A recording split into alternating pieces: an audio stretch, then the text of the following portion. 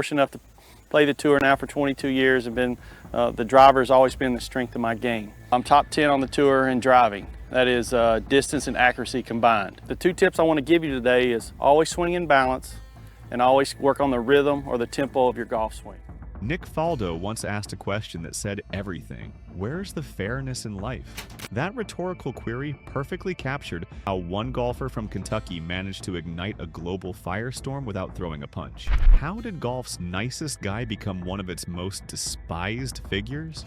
The answer lies in a controversial decision and a swing that looked like a cross-eyed lumberjack swinging an axe. 5 major figures in golf absolutely hated Kenny Perry, and if you're loving the story so far, give this video some hype. It really helps more fans discover it. By the end, you'll understand why 5 of golf's most powerful voices turned on this guy. To understand the antagonism, you have to travel back to 2008. Tiger Woods won the US Open at Torrey Pines on a broken leg and torn ACL. Following that triumph, Woods vanished to undergo surgery. The PGA Tour lost its son, and everyone was looking for the next big thing. The golf world expected Phil Mickelson, Sergio Garcia, or maybe Anthony Kim. Nobody expected Kenny Perry. But at 48 years old, Perry went on an absolute tear that defied all logic. He won the Memorial Tournament, the Buick Open, and the John Deere Classic. He climbed into the top 5 of the official world golf ranking. He was the hottest golfer on the planet. This Cinderella story should have been celebrated everywhere. Instead, his rise exposed deep fissures in professional golf. Perry's success was built on a swing that most establishment figures considered ugly, and a schedule that avoided international travel. As he racked up wins in the American heartland, gatekeepers of golf's traditions began to sharpen their knives. They didn't like what he represented. They didn't like his method. They didn't like that he was winning their way, not the proper way. Enter Nick Faldo, the first of 5 antagonists. Faldo is the ultimate technician, a man who famously dismantled his own swing at the peak of his career to rebuild it with David Ledbetter. He sacrificed years of performance for mechanical perfection. Faldo is cool, aloof, British, and deeply reverent of the Open Championship. He is everything Kenny Perry is not. Perry is the ultimate field player, self-taught, who aimed right, swung hard, and prioritized comfort above all else. The tension came to a head at the 2008 Ryder Cup at Valhalla Golf Club in Perry's home state of Kentucky. Faldo arrived as European captain, bringing sophisticated detachment. His captaincy was marked by strange tactical decisions and bizarre press relations. He famously brought a sandwich list to a press conference, which accidentally revealed his pairings. Then he tried to pass it off as a lunch order for tuna and beef. For Perry, the 2008 Ryder Cup was a religious experience. He had skipped the Open Championship specifically to qualify for this team. He wanted to win for Kentucky. Faldo viewed the raucous atmosphere of Valhalla with disdain. The U.S. captain Paul Azinger weaponized Perry's provincialism by pairing him with fellow Kentuckian J.B. Holmes in the opening foursomes to stir local fervor. This strategy was the antithesis of Faldo's aloof management style. When the U.S. team routed Europe, it felt like victory for the redneck style of golf that Perry embodied over the cool European approach Faldo represented. Following the defeat, Faldo's reputation was in tatters. In a Louisville hotel lobby, he barked, "Officially no more" at journalists, effectively resigning from captaincy. But the antagonism didn't end there. Faldo transitioned back to the commentary booth, where he became Perry's most persistent critic. Faldo's criticism was rooted in intellectual jealousy.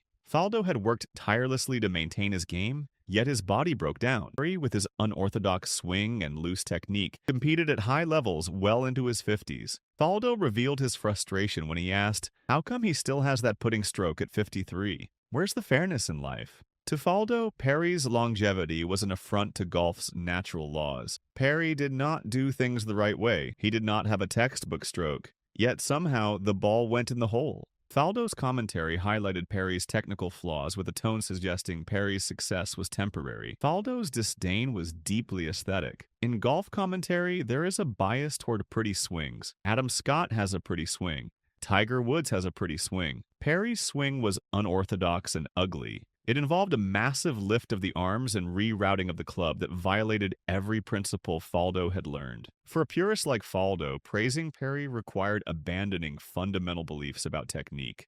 Now let's talk about Johnny Miller, the second antagonist. If Faldo's antagonism was intellectual, Miller's was visceral. As lead analyst for NBC Sports, Miller built his reputation as the champion of the choke. He believed pressure was the ultimate truth serum in golf, and delighted in pointing out when a player's nerve failed them. In 2009, Kenny Perry became the primary subject of Miller's choke narrative. The 2009 Masters was poised to be the crowning achievement of Perry's life. At 48 years old, he stood on the 17th tee with a 2-shot lead. He was minutes away from becoming the oldest major champion in history.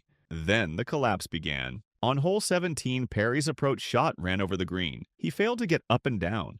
Bogey. On hole 18, Perry pulled his drive into the bunker. His approach left of the green and made another bogey. In the playoff, he lost on the second hole to Angel Cabrera. Throughout this sequence, Johnny Miller's commentary was ruthless. Miller did not frame this as bad luck. He framed it as a collapse of mental fortitude. The narrative solidified. Commentary noted that the Masters had run right over Perry, leaving him in the tracks of Greg Norman and Johnny Miller and Scott Hook. Miller projected his own insecurities onto Perry. Miller's criticism focused on Perry's stock shot. Perry hit a high draw, aimed right, and turned it over every time. Miller viewed this one-dimensional approach as a fatal liability under pressure. When Perry hooked his drive on the 18th playoff hole, Miller felt vindicated. To Miller, Perry's swing was smoke and mirrors, compensations that held up during regular events but would shatter under major championship pressure. Miller's defense for his harshness was always honesty. He claimed to say what others wouldn't, but with Perry, the criticism felt personal because of Perry's nice guy persona. Perry was sharing the story of his dying mother. He was trying to win for his father. Miller ignored the sentimental narrative and focused entirely on forensic collapse analysis. By cementing the label of choker onto Perry's name, Miller denied him the dignity of a hard-fought loss. The third antagonist is Greg Norman, the great white shark. Norman's antagonism operates on a geopolitical level. Norman has always envisioned golf as a global dominant sport. He traveled the world, winning significantly in Europe, Australia, and America. He viewed the world in world golf rankings, literally.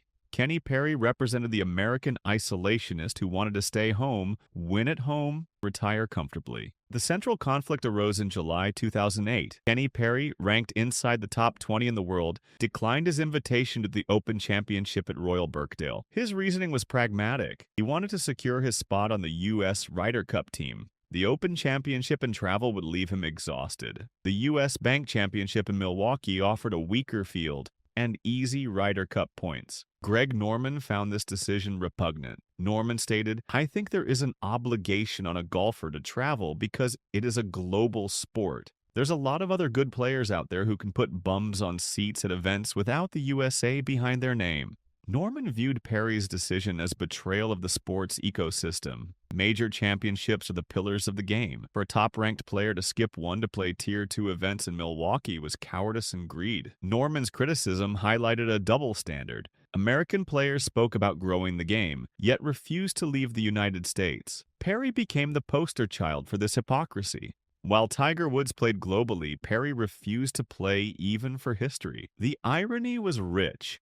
In the very Open Championship that Perry skipped, 53-year-old Greg Norman shocked the world by contending for the title, finishing tied for third place. Norman's performance was a direct rebuke to Perry's absence. While the old man Norman battled wind and rain on the British coast, the informed Perry played target golf in Milwaukee's soft conditions. This friction is vital context for modern professional golf. Greg Norman's eventual founding of LIV Golf was rooted in frustration with the PGA Tour's monopoly, sustained by players like Kenny Perry who were content to never leave U.S. borders. Perry was the ultimate company man for the PGA Tour. Norman was the disruptor. Perry's career path, stay home, make millions, retire to the Champions Tour, was exactly the model Norman sought to break. The fourth antagonist represents the European establishment, personified by Scottish golfer Alistair Forsyth. While the British establishment is collective, the specific vitriol directed at Kenny Perry was best articulated by rank-and-file European professionals. Another American, Jerry Kelly, announced he would skip the Open Championship for similar reasons. Forsyth unleashed a tirade that applied equally to Perry, who was higher ranked at the time. Forsyth's comments to the Daily Record captured the European locker room sentiment. "I am completely dumbfounded by Jerry Kelly's decision to snub the Open Championship. I accept that any individual has the right to make his own decisions, but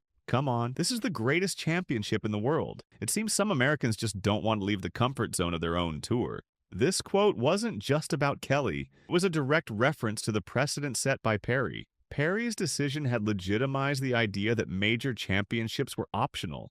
The British press savaged Perry in their coverage. Derek Lawrenson of the Daily Mail wrote sarcastically, "Funnily enough, champion wasn't quite the word that immediately came to my mind. The European view was that Perry was a flat-track bully, a player who could beat weak fields in perfect American weather, but was terrified of true links golf. They didn't respect his accomplishments because they weren't earned against the world's best. Specific insult was Perry's choice of the U.S. Bank Championship. This was not a prestigious event. It was an event for rookies and struggling players. For the world number 5 to play there instead of the Open was cherry-picking. Perry defended himself, saying, "I made the commitment early in the year, and then all of a sudden now I'm supposed to dump you guys?" But to the Europeans, this loyalty to a sponsor over a major championship was baffling. It reinforced the stereotype of the American golfer as a corporate shill rather than a sporting gladiator. The fifth antagonist is Brandel Chambly, lead analyst for the Golf Channel. Chambly represents modern, data-driven critique.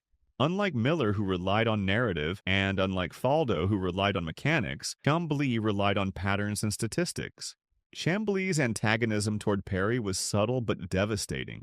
He often used Perry as a case study in mental fragility. Chambly's analysis centered on the idea that nice guys finish last in majors. He deconstructed Perry's A.W. Shucks demeanor, suggesting it was a defense mechanism to avoid the ruthlessness required to win at the highest level. Chambly pointed out that Perry's collapses were not accidents. They were statistical inevitabilities for a player with Perry's profile. Perry was a poor closer. Chambly highlighted his failure to close 54 hole leads in majors. He often analyzed the hangback move in Perry's swing, arguing that under pressure, Perry would fail to transfer his weight properly, leading to the hook that cost tournaments. While Chambly criticized players for arrogance, in Perry's case, he criticized the arrogance of comfort. Chambly, a former grinder who fought for every check, seemed to resent the ease with which Perry accumulated wealth while avoiding the game's hardest tests. The snub of the Open was often cited by analysts like Chambly as proof that Perry lacked the fire of a true champion like Tiger Woods.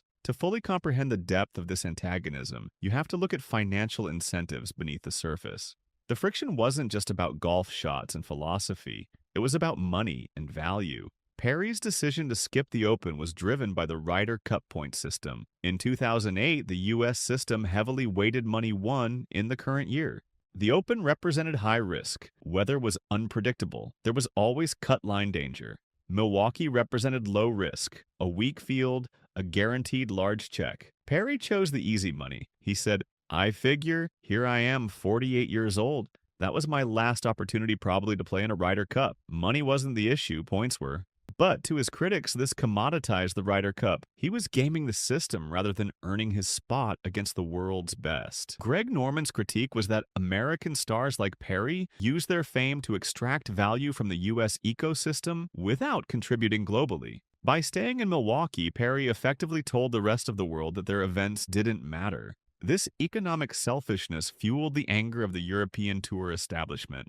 They needed stars like Perry to sell tickets at the Open. When he didn't show, it hurt their bottom line considerably. A significant portion of the hate was technical. Men were guardians of modern swing technique. Perry was a relic. Perry's swing was entirely his own, developed through feel rather than instruction. The setup involved a closed stance aimed right. The backswing featured an inside takeaway and massive lift of the arms. The transition involved a loop over the top. At impact, he relied on incredible hand-eye coordination to square the face. For analysts who sell swing secrets, Perry was a nightmare. Cannot teach the Kenny Perry swing. It contradicts every lesson in the modern textbook. Faldo's critique was that it's not sustainable. This was proven wrong by Perry's incredible longevity. Miller's critique was that it won't hold up under pressure. This was proven right by the 2009 Masters collapse. The analysts hated Perry because he was an exception to their rules. If Kenny Perry is great despite his ugly swing, then maybe the perfect swing doesn't exist. That's a dangerous idea for men whose careers depend on selling perfection. Kenny Perry eventually faded from the main stage, transitioning to a dominant career on the Champions Tour. There, amongst his peers, he was celebrated.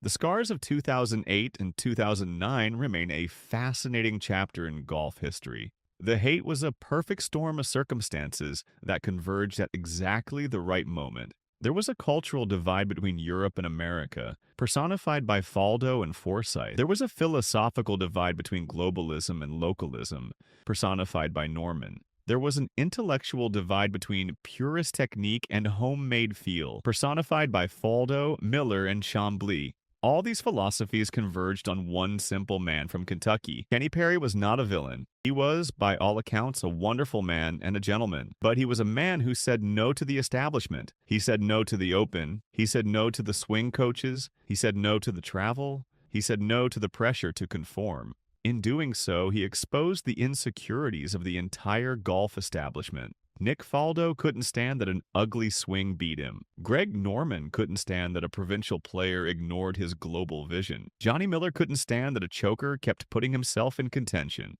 Brandel Chambly couldn't stand that a nice guy succeeded despite lacking killer instinct. Kenny Perry, the simple man from Franklin, Kentucky, became a mirror in which the golf world saw its own fractures. And for that, they absolutely hated him. But maybe Kenny Perry was the only one honest enough to say absolutely no way.